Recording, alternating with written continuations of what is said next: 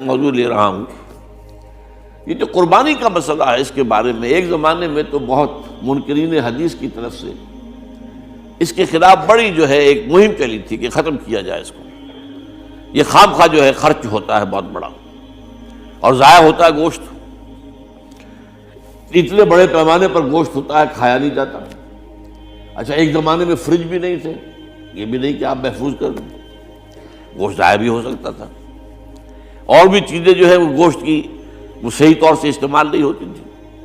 تو اس کے اوپر بڑا پروپیگنڈا منکرین حدیث کا رہا کہ یہ جو ہے قربانی صرف حج کے موقع پر ہے۔ میں اس کی نفی کے لیے آج آپ کو بتا رہا ہوں کہ سورہ حج کے اندر جو دو رکوع ہیں، ایک چوتھا ایک پانچواں، چوتھے رکوع میں بھی قربانی کا ذکر ہے، پانچویں میں بھی قربانی کا ذکر ہے۔ یہ ایک دم جو ہے ایک جگہ پر جو دو طرح کی قربانیوں کا ذکر ہو رہا ہے، یہ کیوں ہو رہا ہے؟ چوتھے رکوع میں وہ مناسک حج کے ساتھ اس کا ذکر ہے، وہاں جو فرمایا گیا لِيَشْهَدُوا مَنَافِعَ لَهُمْ وَيَذْكُرُوا اسْمَ اللَّهِ عَلَىٰ مَا رَزَقَهُم مِّن بَهِيمَةِ الْأَنْعَامِ فِي أَيَّامٍ مَّعْلُومَاتٍ عَلَىٰ مَا رَزَقَهُم مِّن بَهِيمَةِ الْأَنْعَامِ فَكُلُوا مِنْهَا وَأَطْعِمُوا الْبَائِسَ الْفَقِيرَ۔ وہاں پہ قربانیاں دو، پھر اللہ کا نام لو ان جانوروں پر جو اللہ نے تمہیں عطا کیے ہیں، ان جو معین دنوں کے اندر دو، فی ایام معلومات، اور پھر اس میں سے خود بھی کھاؤ، اور جو ہے جو جیسے صدقہ کا گوشت ہوتا ہے وہ نہیں ہے، وہ قربانی کا گوشت ہے، اس میں سے آپ خود بھی کھائیں اور غرباء کو کھلائیں، غریبوں کو دیں، مساکین کو دیں۔ تو یہ پورا حکم آ چکا ہے چوتھے رکوع کے اندر۔ پانچواں رکوع پورا کا پورا جو ہے وہ عید الاضحیٰ پر ہے میرے نزدیک۔ یہی حکمت صوم کے بارے میں ہے کہ وہاں جب ایک حکم تکرار کر کے آیا کہ پہلے فرما دیا گیا فَمَنْ كَانَ مِنْكُمْ مَرِيضًا أَوْ عَلَىٰ سَفَرٍ فَعِدَّةٌ مِّنْ أَيَّامٍ أُخَرَ، اگر بیمار ہو کوئی اور یہ یا کہ سفر پر ہو تو وہ تعداد دوسرے دنوں میں پوری کرے۔ پھر کیا وجہ دوبارہ آ رہا ہے؟ شَهْرُ رَمَضَانَ الَّذِي أُنزِلَ فِيهِ الْقُرْآنُ هُدًى لِّلنَّاسِ وَبَيِّنَاتٍ مِّنَ الْهُدَىٰ وَالْفُرْقَانِ فَمَنْ شَهِدَ مِنكُمُ الشَّهْرَ فَلْيَصُمْهُ وَمَنْ كَانَ مَرِيضًا أَوْ عَلَىٰ سَفَرٍ فَعِدَّةٌ مِّنْ أَيَّامٍ أُخَرَ۔ کیوں؟ یہ تو ادبی اعتبار سے یہ کلام کا عیب شمار ہوتا ہے، تکرار بلا کسی سبب کے، نہیں، سبب کے بغیر نہیں ہے۔ وہاں کیا تھا؟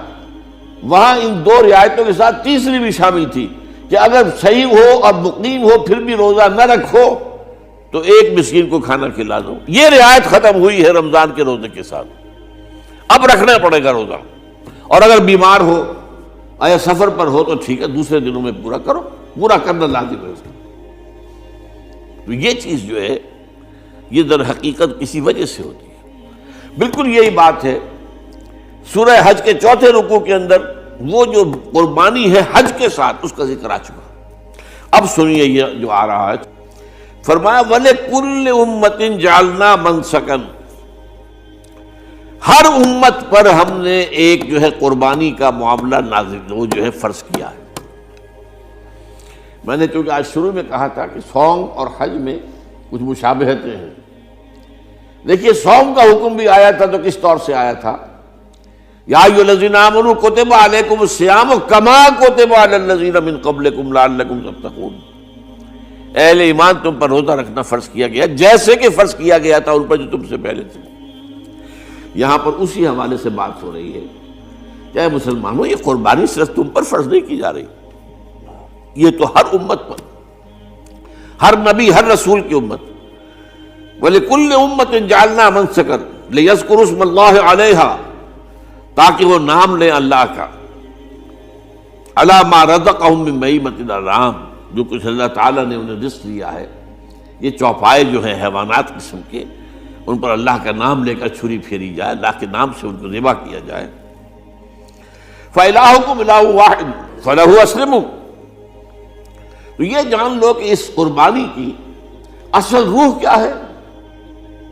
وہ یہ ہے کہ اللہ تمہارا ایک الہ ہے، اسی کے سامنے تمہیں سر جھکانا ہے۔ یہ روح تقوی اگر نہیں ہوگی تو یہ قربانی بے معنی ہو جائے گی۔ نماز و روزہ و قربانی و حج یہ سب باقی ہیں، تو باقی نہیں ہے۔ جب اللہ تعالیٰ کے ساتھ تعلق نہیں ہے تو یہ ساری چیزیں ریچولز بن جائیں گی۔ اب یہ بھی ہوتا ہے 20-20, 25-25 ہزار کے بکرے جو ہیں وہ لوگ لیتے ہیں، پھر ان کو گھماتے ہیں، پھراتے ہیں، ان کے اوپر ریشمی چادریں چڑھاتے ہیں، جو ہے وہ مہندی لگا کر. بہرحال وہ چیزیں جو ہیں یہ اظہار اس طرح کا یہ تو پسندیدہ نہیں ہے. تو یہ تو لوگوں کو دکھانے کی بات ہے اور اپنے پیسے کی جو ہے اپنی دولت کے اظہار کا ایک ذریعہ ہے. لیکن یہ کہ بہرحال قربانی انسان کرے اور یہ کہ اس کے اندر روح جو ہے تقویٰ کی وہ موجود ہوگی.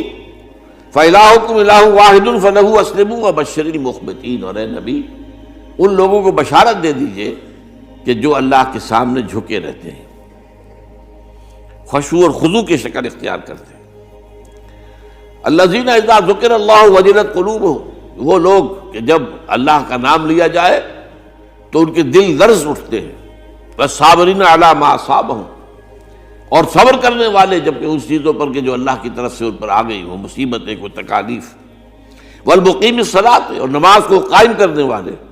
ومما رزقناہم ينفقون، اور جو کچھ ہم نے انہیں دیا ہے اس میں سے خرچ کرنے والے. یہ ایک نظام ہے پورا کا پورا جو اس آیت میں بیان کر دیا گیا. اس کا ایک جز جو ہے وہ یہ بھی ہے وَلِكُلِّ أُمَّةٍ جَعَلْنَا مَنسَكًا. یہ قربانی کا معاملہ جو ہے یہ بھی ہم نے ہر امت کے اوپر فرض کیا، ہر امت جو ہے اس کے اوپر لازم کیا گیا، اور اے مسلمانوں آج تم پر بھی لازم کیا جا رہا ہے.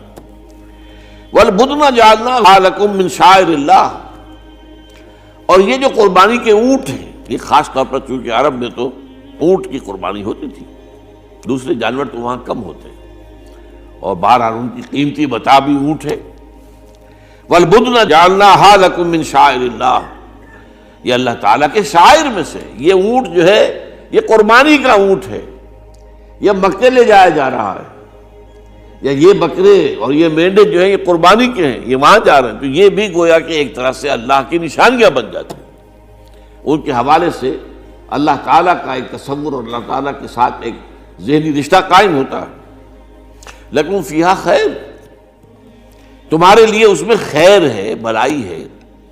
چنانچہ جب وہ جاتے تھے حج کے لیے تو جو بھی ان کے ساتھ دودھ دینے والا جانور ہے، قربانی کی نیت ہے لیکن دودھ جو ہے اس کا استعمال کر سکتے ہیں درمیان میں، اور بھی کوئی اگر ان کی کوئی چیزوں سے فائدہ اٹھانا ہو. لکم فیہا خیر.